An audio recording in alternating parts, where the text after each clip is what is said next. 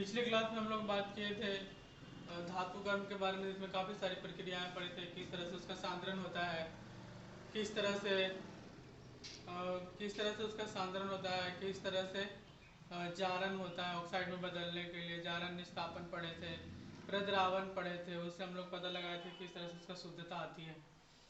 तो आज हम लोग धातु का निष्कर्षण पढ़ेंगे, और धातु का निष्कर्षण में सबसे पहले पढ़ेंगे तांबा के बारे में। अगर आपको पता हो तो तांबा वह सबसे पहली धातु है जो मानव के द्वारा खोजा गया है। तो तांबा के बारे में आप लोग को बेसिक्स जानकारी तो होगी।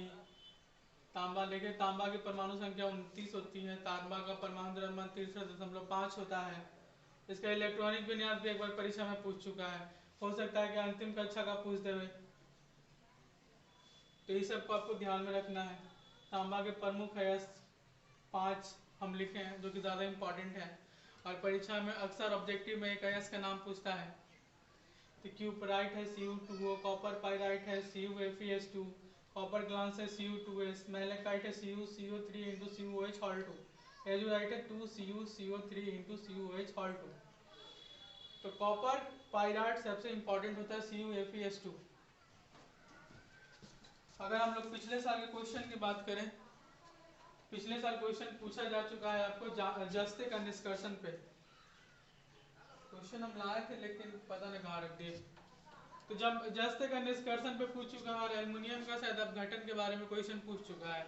तो तांबा, लोहा और एल्युमिनियम, तीनों का जो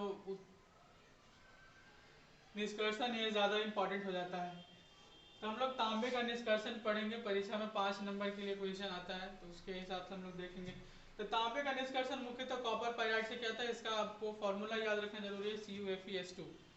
यह एक सल्फाइड अयस्क है, और सल्फाइड अयस्क का सांद्रण के लिए आपको हम बताए हैं कि फेन उत्प्लावन विधि का प्रयोग किया जाता है।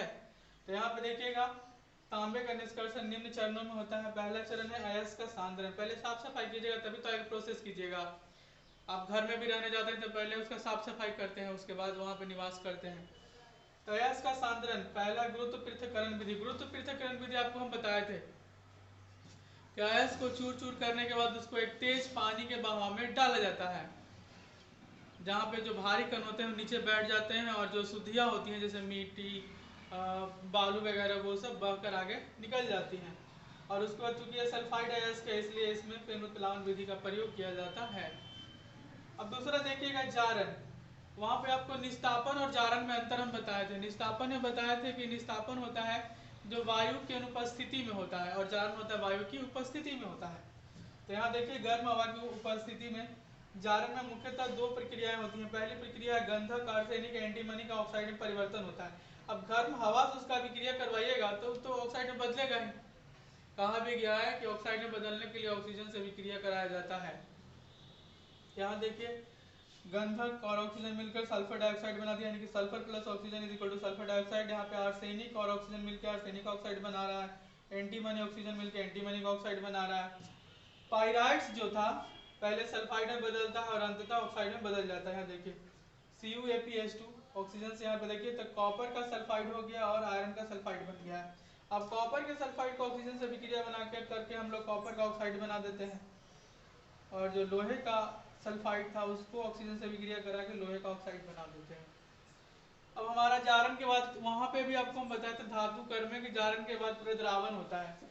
प्रद्रावण में हम लोग ऐसे द्रव को डालते हैं या ऐसे अपकारक को डालते हैं जो कि नहीं घुलने वाले अशुद्धियों को घुला देते हैं। यहाँ देखिए, जारित अयस्क को बालू के साथ प्रतिक्षेपी भट्टी में गर्म करते हैं। तो यहाँ पे हम लोग जो कॉपर का ऑक्साइड था और Fe दोनों अभिक्रिया करके यहाँ पे Cu2S प्लस Fu बनाता है। यहाँ से देखिए, और यहाँ पे जो लोहे का जो ऑक्साइड था वो देखिए, यहाँ पे बालू के साथ प्रतिक्षेपण भट्टी में गर्म करते हैं। तो लोहा के ऑक्साइड को जब सिलिकन यानी कि बालू के साइड गर्म करते हैं, तो यहाँ पे फेरस सिलिकेट बना लेता है, जो कि धातु मल। आपको वहां पे हम बताए थे, अगर आपको याद हो तो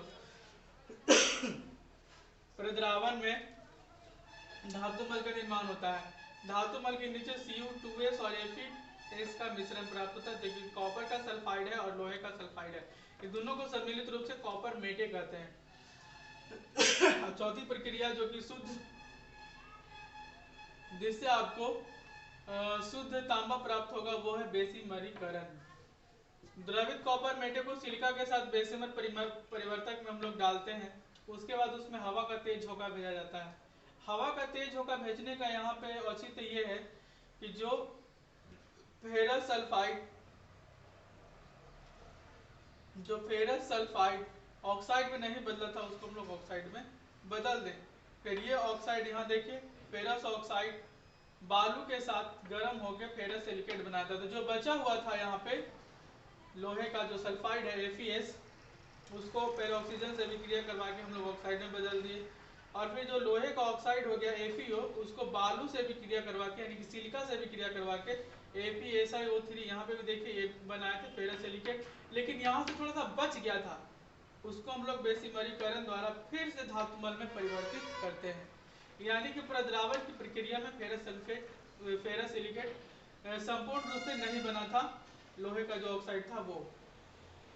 अब यहाँ पे मेरे पास Cu2S जो कि कॉपर का सल्फाइड है, उसको भी हम लोग चूंकि तेज हवा का झोंका इसमें भेज रहे हैं, तो वो किस में परिवर्तित हो जाएगा, ऑक्साइड में ऑक्सीकृत हो जाएगा, तथा शेष Cu2S उसे विक्रिया कर तांबा दे देता है। जैसे गांधी जी क्या करते थे कि धोती आधा पहनते थे, आधा को ओढ़ लेते थे, वही हालत यहाँ पे भी है। जो Cu2S है, कॉपर सल्फाइड है, वो थोड़ा सा यहाँ पे कॉपर का ऑक्साइड बना देता है, और शेष जो Cu2S कॉपर का सल्फाइड है, या क्यूप्रस सल्फाइड भी इसको कह सकते हैं, तो वो कॉपर के ऑक्साइड से विक्रिया करके आपको शुद्ध तांबा दे देता है, जिसको हम लोग फफोलेदार तांबा कहते हैं, और यह 98% तक शुद्ध होता है। इस तांबा को भी शुद्ध करने के लिए छोटी छोटी प्रक्रियाएं हैं। अब यहाँ पे देखिए, तांबा एक बहुत ही महत्वपूर्ण धातु है। आपको हम पहले बताएं कि मनुष्य ने सबसे पहले किस धातु को खोजा था, तांबा का। बिजली के तार में आप लोग देखते होंगे अक्सर तांबा रहता है, ट्रांसफार्मर में तांबा रहता है, मतलब कि विद्युत के लिए बहुत ज्यादा तांबा इंपॉर्टेंट है। और तांबा से अनेक मिश्र धातुओं का भी निर्माण हुआ है। तो एग्जाम में आपको मिश्र धातु भी पूछ सकता है कि तांबा का देखिए मिश्र धातु कौन कौन है। पहला है पीतल। पीतल तो आप लोग देखे होंगे, पीतल का घर में आपका बर्तन भी होगा। तो पीतल में तांबा 60 से 80% और जस्ता 40 से 20% तक होता है। इसका उपयोग बर्तन बनाने में, मतलब एग्जाम में आपसे पूछे कि पीतल किन किन धातुओं का मिश्रण है, तो वहां पर हम देंगे तांबा और जस्ता। दूसरा है कांसा। कांसा का भी बर्तन रहता है, जिसको कहते हैं फूल के बर्तन है। घर में कहते हैं कि फूल के बर्तन हम तो नहीं, तो कांसा को हम फूल का बर्तन कहते हैं। और आप लोग एक चीज आप देखे होंगे, ओलंपिक में 3 पदक होते हैं, स्वर्ण पदक, रजत पदक और कांस्य पदक।